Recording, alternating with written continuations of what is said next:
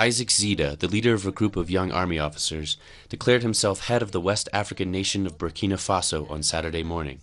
The move comes after days of demonstrations that ousted President Blaise Compaoré. In a televised appearance, Zida, the second in command of the Presidential Guard, said he had assumed responsibilities as head of state in order to guarantee a democratic transition. The uprisings this week in Burkina Faso were sparked by plans to amend the constitution to allow Compaoré to run again for elections next year, after nearly 3 decades in power. Buenos días desde Freetown. Según las cifras oficiales del gobierno, el número acumulado. Good morning from Freetown. According to official government statistics, the total number of cases of Ebola in Sierra Leone is 3,793 to date, and the number of dead is 1,059. The number of confirmed new cases yesterday was 39. Every night, the government of Sierra Leone updates the statistics by district, but we are not sure they are real data. We are led to believe that there is organization and coordination between the different actors in the fight against Ebola, but on the ground, we see that this is not always the case. If on the one hand, health professionals are now much better equipped, we see, on the other hand, disorganization and a very poor response when it comes to primary health care, especially in the poorest parts of the country. Yesterday, in a small town in the western rural district, we were witness to cases of sick persons who remain in their homes, without rescue from ambulances, despite the risk that this runs for them and their communities.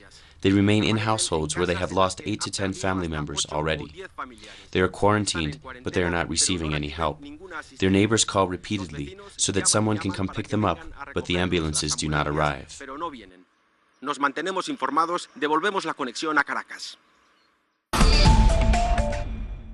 Tuvieron que padecer por cuenta del conflicto. During a press conference in Bogotá on November 1st, representatives of the United Nations, the National University in Bogotá and the Catholic Church announced the names of the 4th group of victims taking part in Colombia's peace talks in Havana. According to the United Nations representative in Colombia, Fabrizio Hochschild, for the sake of the victims, it is imperative for the two sides at the negotiations to push forward in finding common ground. Be ready to compromise. Be ready to take your positions back, because if you just stuck in the extremities of your positions to cater to the extreme stakeholders that exist on both sides, we're not going to get there. The 4th group includes 6 men and 6 women from diverse regions and backgrounds, including investigative journalist Jeneth Bedoya, a victim of both guerrillas and paramilitaries, and an imprisoned FARC guerrilla whose human rights have been violated. Their departure comes as pressure mounts for the pace of negotiations to speed up, with Colombia's Constitutional Court declaring an agreement must be reached by late February 2015 for a public referendum to be included in elections at the end of that year. It's a message Father Dario Echeverri urges caution on. Primero, lo importante no es cuándo concluye, sino que concluya muy bien. First, it is not important when it concludes, but that it concludes well. And second, what I can tell you, in front of the media, is that when I ask both the government and the FARC representatives how things are going, they say this is going to happen. This will arrive at an agreement.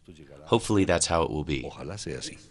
It does appear that the talks are picking up. This round, a subcommission has been established to negotiate disarmament and demobilisation, which has been running parallel to the discussion of victims.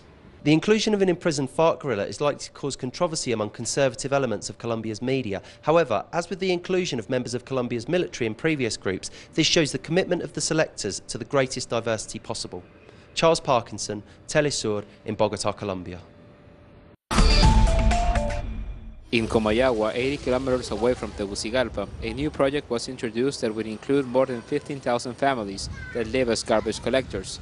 The project started as an initiative of a group of engineers to improve the living conditions in their city, and now, with the support of Mexican investors, is ready to begin in 3 departments of Honduras. La empresa justamente se encarga de procesar el 80%. The company is in charge of processing 80% of urban areas' solid wastes, including medical disposals, home garbage, or industrial wastes. We separate high and low density plastic, polyester, carton, paper, and glass. Separamos el cartón, el papel, el vidrio. The original idea was part of last year's political promises during the Libre Party campaign and survived despite the political defeat in the elections. Carlos Suazo, the current director of the project, is now in charge of promoting it in the region. This is the first experience of the company in Central America, and we have already started negotiations with Nicaragua and El Salvador. The company will have the capacity to process 250 tons daily that will be shipped away to China as raw material. Currently, the families that collect garbage are paid less than 20 cents of a dollar per pound, and each day they have to work for 16 hours to gain an average of $4 each day. With the new project, their income will double with half of the time required. Esta es una de las grandes oportunidades del pueblo de Comayagua para poder resolver. This is a great opportunity for the people of Comayagua to solve some situations that generate many diseases and also pollute the water. This humanitarian experience could become a good example and can also bring new opportunities for those hundreds of thousands of families that in Central America live literally in and from the garbage. Gerardo Torres, Telesur, Central America. Millions in the Philippines are celebrating the Day of the Dead this weekend to pay respects to their deceased loved ones. Also known as All Saints or All Souls Day, the holiday is one of the country's most important national observances. Typically, Filipinos visit, repair, and clean their loved ones' tombs and other graves. They also spend 1 or 2 nights in the cemetery, where they pray, sing, dance, play cards, and eat and drink. The holiday sparks annual pilgrimages across the country, as tens of thousands leave the country's capital of Manila to other provinces where their relatives are buried. The Day of the Dead is also commemorated elsewhere around the world, particularly in Mexico and across Latin America. Facts that have marked the course of history.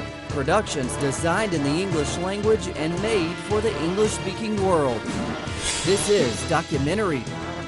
Watch it on telesur.net/English. Telesur, wherever the news, you'll be there.